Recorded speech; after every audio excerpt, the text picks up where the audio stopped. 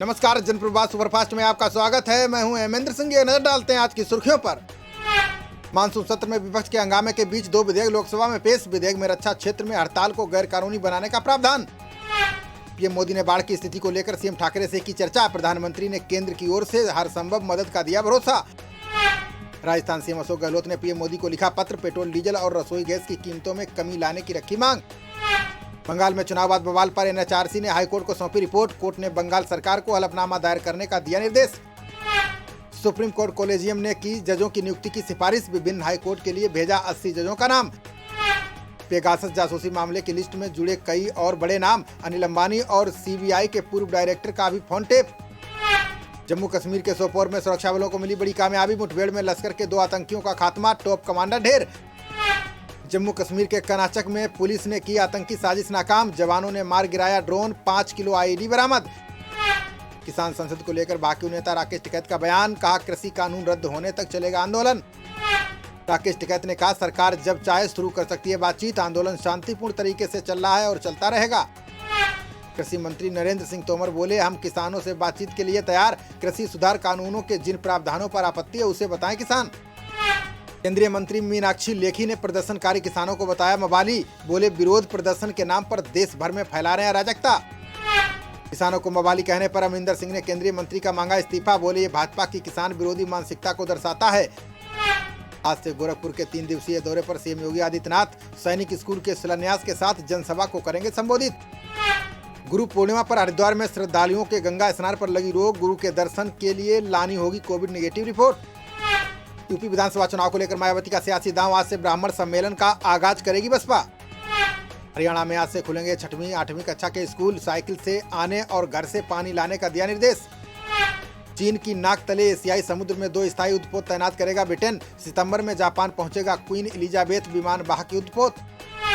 अफगान सरकार के सुरक्षा बलों और तालिबान के बीच घमासान जारी। अफगानिस्तान के आधे हिस्से में तालिबान ने जमाया कब्जा। उत्तराखंड विधानसभा चुनाव के लिए कांग्रेस ने उतारी अपनी फौज। पार्टी का जातीय और क्षेत्रीय समीकरण साधने का प्रयास। पंजाब कांग्रेस के नए प्रधान नवजोत सिंह सिद्धू आज संभालेंगे पदभार। शीर्ष नेतृत्व के आदेश पर माने कैप्टन समारोह में करेंगे शिरकत। अक्षय कुमार ने कोरोना प्रभावित कलाकारों के लिए दान किए 50 लाख। बेरोजगार हुए कलाकारों के लिए धन जुटा रही है संस्कार भारती।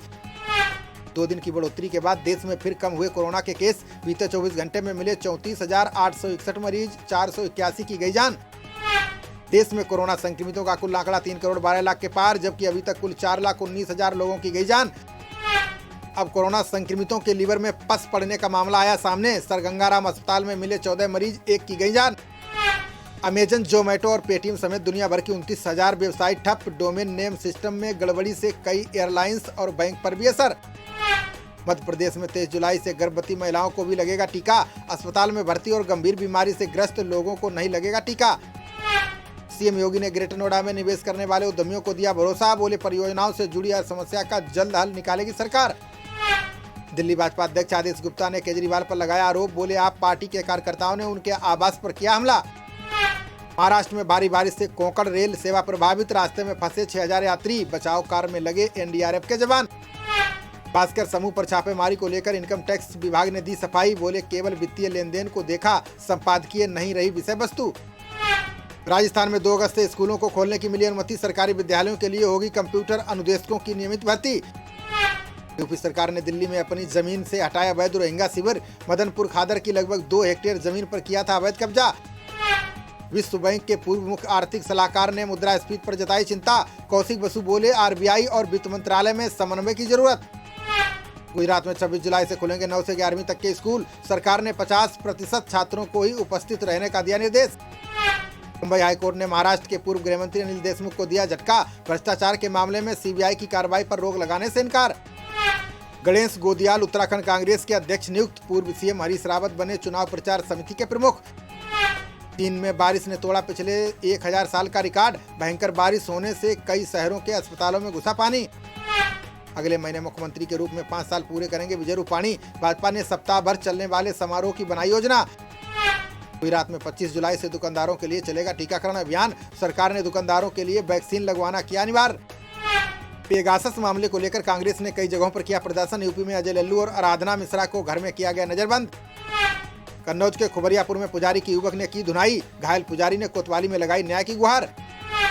2022 विधानसभा चुनाव की तैयारी में जुटे पूर्व विधायक अरविंद यादव, छिबरामऊ में सपा के कार्यकर्ता तिराहे और चौराहे पर करवा रहे हैं पेंटिंग। जर्जर हो चुकी 60 साल पुरानी छिबरामऊ पशु चिकित्सालय की बिल्डिंग, कभी भी हो सकता है बड़ा हादसा, प्रशासन नहीं दे रहा ध्यान। शासन और ज्यूरी कंपनी के नाम से तैयार कराया फर्जी टेंडर, भनक लगने के बाद यमुना प्राधिकरण ने युवक पर दर्ज कराया केस।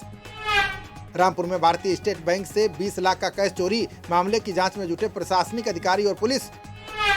भारत श्रीलंका के बीच तीसरा और आखिरी एक दिवसीय मैच आज, इंडिया के पास चौथी बार श्रीलंका का क्लीन स्वीप करने का मौका।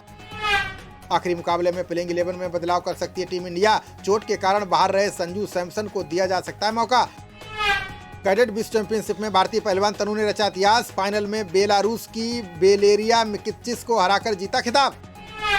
टोक्यो ओलंपिक में भारत की तरफ से दीपिका कुमारी ने पेश की चुनौती, तीरंदाजी में अच्छी शुरुआत के बाद बिगड़ी लय, 9वें स्थान पर रही। खबरों का सिलसिला जारी रहेगा, देखते रहिए जनप्रवाद। नमस्कार।